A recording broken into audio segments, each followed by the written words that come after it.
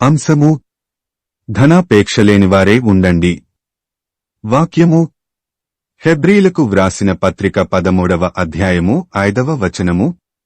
ధనాపేక్షలేనివారే మీకు కలిగిన వాటితో తృప్తి పొంది యుండుడి.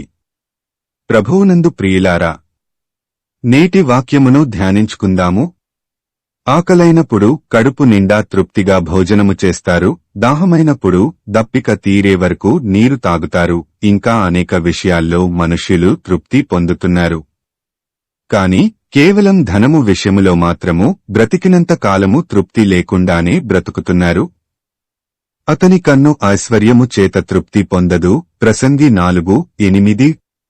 ఎన్ని వందల కోట్ల రూపాయలు సంపాదించినా మనిషికి తృప్తి కలగటం లేదు. ధనవంతులు తమ సంపాదనంతా బ్యాంకులలో కూర్చుకోవడానికే తమ జీవితాన్ని వెచ్చిస్తున్నారు.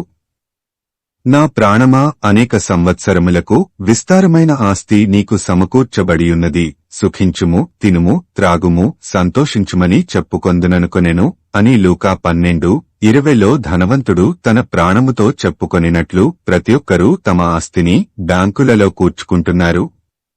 కలిగిన వాటితో తృప్తి పొందియుండుడి అనేది ప్రతి ఒక్కరికి చెప్పబడింది. జీవితాంతం బ్రతకటానికి సరిపోయినంత ధనము ఉంటే తృప్తిగా ఉండొచ్చు. మరి ఏ రోజుకారోజు సంపాదించుకొని తినేవారికి ఏమీ ఉన్నాయని కలిగిన వాటితో తృప్తిగా ఉండాలని చెప్పబడింది. మనుష్యులు ఎవరైనా సరే, ధనవంతులైనా పేదవారైనా వ్యాపారం చేసో, ఉద్యోగం చేసో, కూలిపని చేసుకొనో ధనము సంపాదించుకోనే స్థితిలో ఉన్నారంటే అది కేవలం దేవుడిచ్చిన ఆరోగ్యంతోనే. అనారోగ్యంతో ఉంటే ఏ పని చెయ్యలేరు.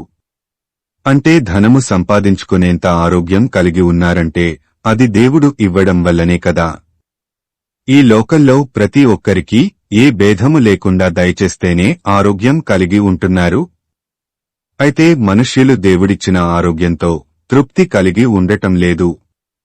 దేవుడు తనకు ఇచ్చిన ఆరోగ్యం, తెలివితేటలు, సంతోష సమాధానాల కంటే మించి తనకు తాను సంపాదించుకోవాలనే చూస్తుంటాడు. ఆదాము హవ్వలు దేవుడు తమకు తినడానికి ఎన్నో పండ్లు ఇచ్చినా వాటితో తృప్తి పొందక దేవదూతల్లా వెలిగిపోవాలని దేవుడు తినవద్దని చెప్పిన పండు తిని పతనమయ్యారు. తృప్తిలేని జీవితాలలో సంతోషం ఉండదు. దేవుడిచ్చిన ఆరోగ్యంతో తృప్తి చెందక ధనాపేక్ష కలిగి ఉండటం వలన దేవుడిచ్చిన ఆరోగ్యాన్ని ఆయన తీసేసుకుని రోగాలు దయచేస్తున్నాడు. గుడిసెలో జీవించేవాడు, స్లాబు వేసిన ఒక పక్కా ఇల్లు, పక్కా ఇంట్లో ఉండేవాడు, ఇంకా ఎక్కువ గదులు ఉండే మేడలో 2 అంతస్తులు ఉన్నవాడు 4 అంతస్తుల మేడలోనో ఉండాలని కోరుకుంటాడు. ఇంకా ఇంటికి సంబంధించిన వస్తువులు, కార్లు, స్థలాలు, పొలాలు, బంగారం, డబ్బు ఎంత ఎక్కువగా సంపాదిస్తే తన స్థాయి అంత పెరుగుతుంది. కాబట్టి వీటి సంపాదనే ధ్యేయంగా తన జీవితం ఉంటుంది. చనిపోయే వరకు కూడా సంపాదిస్తూనే ఉంటాడు. తృప్తిలేని జీవితంలో సంతోష సమాధానాలు ఉండవు. ద్రవ్యమునపేక్షించువాడు ద్రవ్యముచేత తృప్తి నొందడు, ధన సమృద్ధి నపేక్షించువాడు దానిచేత తృప్తి నొందడు, ఇదియు వ్యర్థమే.